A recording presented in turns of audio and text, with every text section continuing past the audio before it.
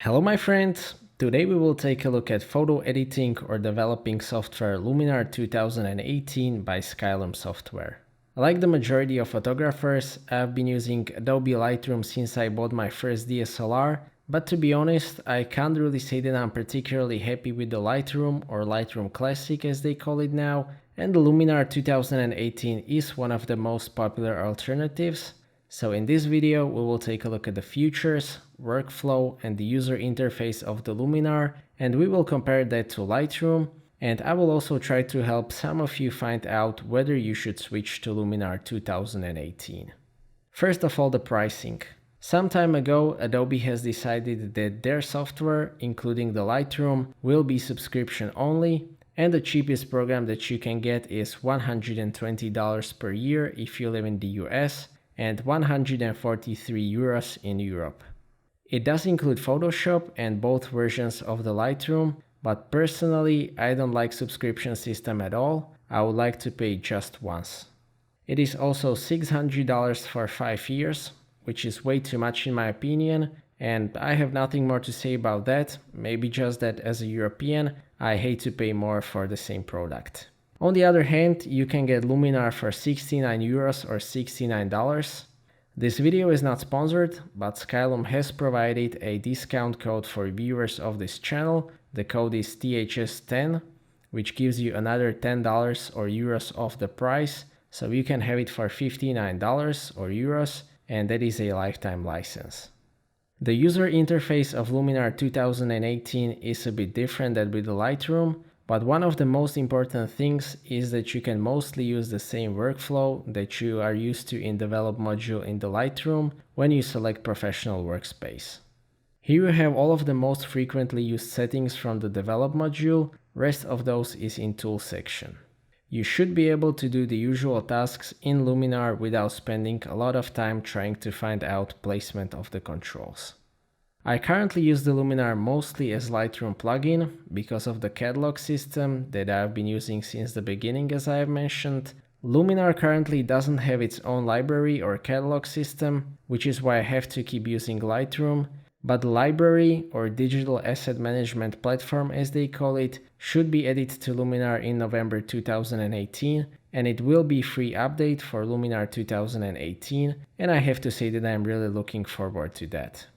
For now, the good news is that the integration with Lightroom is surprisingly good and fast, and it is also that easy.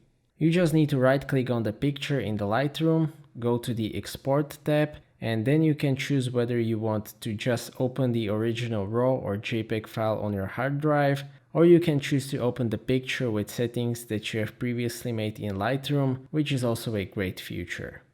To demonstrate my very basic workflow with Luminar 2018, we will take a look at a couple of shots that I've taken and go through the editing in Luminar. I have saved the first shot into folder, and here I will open it within the Luminar, and you can also see that opening of the Luminar only takes about 3 seconds on my computer.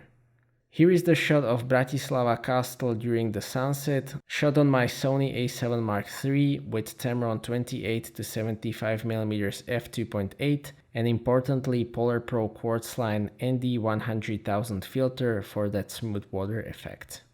You can also see the presets tab in the bottom part of the screen, but we will close that for now. You can see that my exposure here is probably not ideal, but first of all I will apply lens correction. As you can see, I am currently in Professional Workspace, and here we have Raw Develop Effect, where is the Lens tab, and here I will check the lens distortion and chromatic aberration, and I will also manually fix the vignetting using the D-Vignette slider. Then I will continue by turning down the highlights and recovering shadows to increase the dynamic range. I can also raise the whites or crush the blacks if I want to. Optionally, you can also use curves. I will also add some saturation and vibrance, and I will also slightly raise the clarity to increase the sharpness just a bit. In photos like this one, I also like to use Polarizing Filter effect, which pretty realistically simulates physical polarizing filter. I also want to make the sky appear more dramatic, so I will use split toning to add some sunset magenta color into the highlights and just a bit into the shadows as well. Here I would also decrease the luminance of the blue and change the tint toward green to compensate a bit for that purple highlights. One great advantage of Luminar is that it also allows you to use masks. In this picture, I think that the castle and the surroundings look a bit too dark, so I will add a new adjustment layer, which is also possible to do, and I will adjust the curve and then select the brush to mark which part of the frame I want to be affected. If you want to crop the image, you just need to set crop tool or just press C on your keyboard and choose your aspect ratio or freely adjust the crop, and you can also rotate the picture. Exporting the pictures is super easy. The export button is always available in top right corner with the most important settings. I will open the second picture by using Lightroom plugin, which is also very easy. As I have said, you just need to click on export and open source file. This was shot with Panasonic G9 and Leica 12-60mm f2.8-4.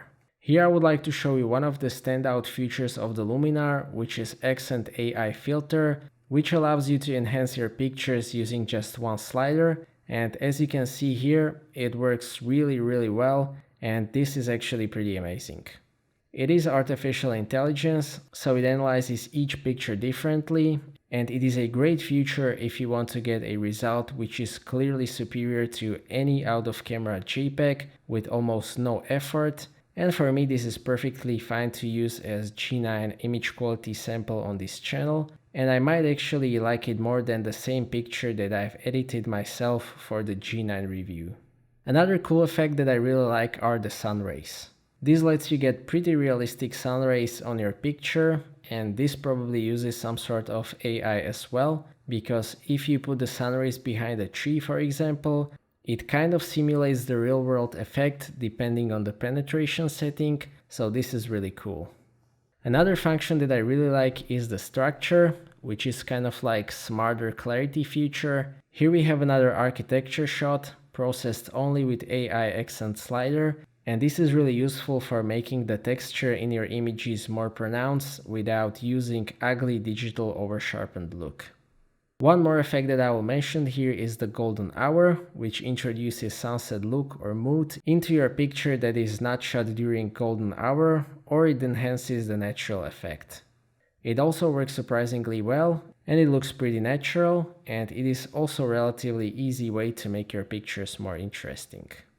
So these are some of my most favorite effects, and I will make more videos about Luminar effects as I will go through whole switching process. So to sum up, I will say that once the library will be available for Luminar, I will fully switch from Lightroom to Luminar. It is more modern software with some great features. It can also do everything that Lightroom does, but it often does so faster, easier and better, whilst including a lot of Photoshop features that photographers typically use, and it won't bother you with subscription payments. Unlike the Lightroom, Luminar is also always bringing something new, which is why I do recommend trying Luminar 2018. So that's it for this video, thank you for watching. I hope that you liked this video and that you found it to be useful. Stay tuned for more videos and maybe consider subscribing if you don't want to miss my future content. I appreciate your feedback in form of thumbs up or thumbs down. If you would like to ask anything or share your opinion, please do so in the comment section, and see you next time.